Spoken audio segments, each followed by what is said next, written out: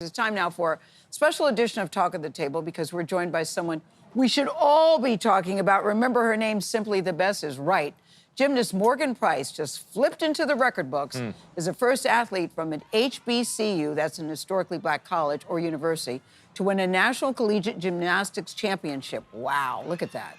Over the weekend, this 18-year-old phenom from Fisk University in Nashville clinched the NCAA all-around title with an incredible performance.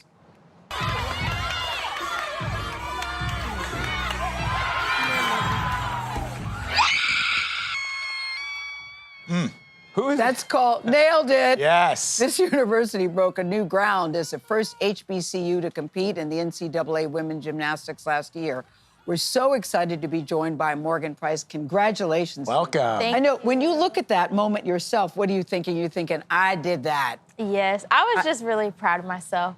You stuck the landing. Yes. You stuck the landing. But your backstory is so interesting because you were committed to go to University of Arkansas.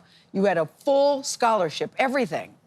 And then you decided to change. Why? What went into your thinking to make the switch? I've always wanted to go to an HBCU, mostly because I know that back then African Americans weren't even allowed to go to the same schools as white people. So I just feel like it's an honor and kind of just living out my legacy and being able to show my talents and do it at an HBCU is just so honoring to me. To you. And also I made the decision to switch just to inspire the younger generation so that younger African-American girls can see that HBCU gymnastics is a thing and that we can compete with the best of the best. That it is a thing. But Morgan, here's the thing.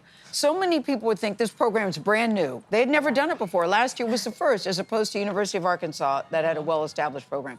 Some people would say, you know, I'm gonna wait to see how this goes before I decide that I make the switch. But that was not part of your thinking. Your mom was telling me you had no hesitation. Yeah, I really didn't. I knew I would also be making history, so I was like, well, I mean, might as well just make history no matter what happens. That's great.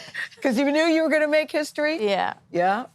Did it help that your coach at Fisk is the first black gymnast to ever win the NCAA all-around, the very same title you won? Yes. Knowing she was there, knowing this was your goal, and that had to influence your decision. Yes, it really did. She's a really inspiring gymnast as well. So I feel like having her as a head coach is very just honoring. Also, just to have a African-American coach, because I've never had an African-American coach ever. And I've done the sport since I was 2 years old. Since you were 2, you loved it at 2. What did you love?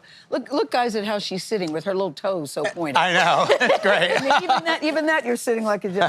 What was it at 2 that you saw that you thought, oh, I like this? I really just love to flip around and I was always very active. I come from 2 athletic parents. My dad, Christopher Price, was a Kansas City Royals baseball player, and then my mom was a cheerleader at Vanderbilt, and my other 2 sisters do gymnastics and cheerleading as well. So Your mom's right here. Marsha's right You have a here. very proud mom. Yeah, she is. Very Was proud. Morgan jumping on the furniture, jumping off the couch? Yeah. How inspiring is your mom to you, to your story, to your journey? She's very inspiring. She is a widow, and she had to raise all 3 girls by herself and my brother. So just to see her, she's a very hardworking mom. She has taught me everything that I know today. So I'm just very thankful for her.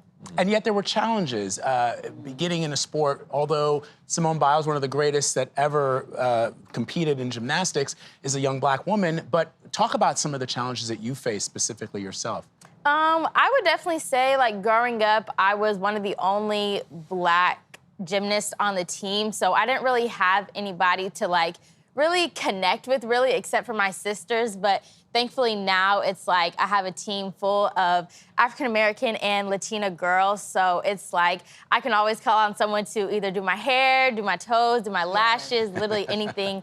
I know that my teammates can do it for me, and also they have taught me a lot as well, just for my culture. So I'm forever thankful to be able to be on a team full of African Americans. Hair, lashes, everything on point. So what's next for you now? You won this big thing over. What happens now? Yeah, Take us through so it. season is over for right now. So really just, it's off season, but gymnastics, you really don't stop training ever. So I'm just getting ready, working hard for next season, and hopefully to win another title. Win another title. Sky's Do you the want to limit. be in the Olympics? Is that the ultimate for you? Is that how No, it works, or it's not really an ultimate goal for me. My ultimate goal is just, again, to win another title and to also be a HBCU gymnastics head coach. Well, you have Okay, all right, okay. that's a big deal. Yeah. big deal. You go, Morgan Price. Yeah. Congratulations. Thank We're cheering you. you on. Always. Always, always.